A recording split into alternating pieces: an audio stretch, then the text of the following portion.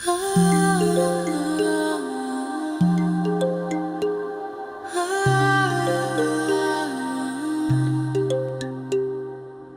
top de départ de l'année scolaire 2025-2026 est donné. Comme partout au Bénin, les écoles de Cotonou ont ouvert leurs portes. Sac au dos et cartable en main, élèves et écoliers reprennent le chemin des classes. Pour prendre le pouls de cette rentrée, nous nous sommes rendus à l'école primaire publique de Ménontin et au collège d'enseignement général Le Nokoué, deux établissements emblématiques qui, en ce jour particulier, ont accueilli des visites inattendues et marquantes. À l'EPP Ménontin, les cris d'enfants résonnent déjà dans la cour. Les enseignants, souriants, appellent leurs écoliers par classe et redonnent vie aux salles qui, quelques mois durant, sont restées silencieuses. Mais la rentrée ne se résume pas qu'à des retrouvailles entre écoliers et professeurs. Elle attire aussi l'attention des autorités locales. Sur place, nous avons rencontré le chef quartier de Ménontin, venu lui-même constater l'effectivité de la reprise. Sa présence traduit l'importance accordée par les communautés locales à l'éducation des tout-petits. Oui, c'est bien normal. Aujourd'hui, c'est la rentrée des classes. Donc, j'ai jugé utile de venir rendre visite aux directeurs, aux 3 directeurs que j'ai dans mon quartier, là, dans l'EPP Ménontin Sud, pour recueillir les informations, juste pour savoir si la rentrée a été effective. Oui, malgré que l'association des parents d'élèves, la semaine dernière, est allée me voir pour gongonner, pour alerter les parents, de venir inscrire, puisque la recommandation du ministère, aujourd'hui, la rentrée doit être effective. Mais ce que je viens de constater, les enfants ne sont pas sortis, surtout dans le groupe B. J'ai constaté que les enfants ne sont pas sortis. Généralement, aujourd'hui, il y a d'affluence. Je ne sais pas pourquoi ils ne sont pas arrivés, mais dès mon retour, je vais contacter encore mon mégaphoniste pour qu'on va faire sortir les enfants. Le directeur du groupe B de l'école nous a également confié ses impressions. Avec un regard tourné vers l'avenir, il insiste sur les dispositions prises pour garantir une rentrée apaisée et une année scolaire fructueuse. Je vous présente la situation de mon école à ce début de la rentrée.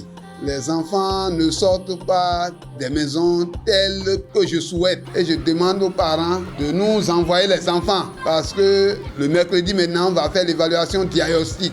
Les classes ont commencé déjà. Direction ensuite ce Génokoué. Ici, l'ambiance est tout aussi particulière. Dans les couloirs, on croise des élèves en classe de 6e en terminale, parfois hésitants, parfois déjà plongés dans les révisions. L'organisation prend forme progressivement, mais la volonté d'apprendre se lie dans les regards. Ce jour-là, le hasard des circonstances nous a permis de croiser la ministre des Enseignements secondaires et de la formation technique. Accompagnée de sa délégation, elle est venue constater de visu l'effectivité de la rentrée. Donc la rentrée a bien démarré. Vous êtes concentrés. Je n'entends rien. Vous êtes déterminés. Aussi bien les filles que les garçons. Je vois qu'il y a en tout cas assez de filles dans cette classe. C'est le hasard parce que ce n'est pas prévu que je vienne. Sa présence témoigne de l'attention particulière que le gouvernement accorde au bon déroulement de cette reprise. Mais la voix des enseignants est tout aussi précieuse. Dans une salle de 3e, nous avons tendu notre micro à un professeur qui partage ses attentes et les défis qui marqueront cette nouvelle année. Nous étions tous contents de reprendre les cours et les apprenants aussi également étaient présents. Ce qui a permis déjà, dès les premières heures, à partir de 7 heures, ces enfants étaient déjà en classe, ils nous attendaient. Et j'ai même pu faire cours à partir déjà de 7h30 parce qu'il fallait mettre la salle au propre. Ça a pris quelques minutes. Et à partir déjà de 7h30, nous avons eu à prendre contact avec eux. On a eu à discuter du contrat pédagogique, ce qu'on pourrait faire pour que le travail aille bien. Et le premier contact, comme vous le savez, c'est vital, mais également délicat pour l'enseignant, parce que lorsque nous ratons le premier contact avec l'apprenant, ça laisse une mauvaise impression. Donc on a pris le temps de bien préparer ce premier contact. Les difficultés auxquelles on s'attendait, est-ce que le mobilier serait là, les enfants seront présents, mais à notre grande surprise, effectivement, il y avait du mobilier, les enfants étaient présents. Donc si bien que notre peur de départ s'est finalement transformée en une situation de joie. De Ménontais à Nokoué, la rentrée des classes se vit à plusieurs niveaux. Celui des enfants heureux de retrouver leurs camarades, celui des enseignants engagés à transmettre et celui des autorités locales et nationales attentives à l'effectivité du processus. Entre joie, vigilance et espoir, cette rentrée 2025-2026 se dessine déjà comme une aventure collective où chaque acteur, du chef quartier au ministre, du directeur à l'enseignant, joue sa partition pour offrir aux apprenants les meilleures conditions de réussite.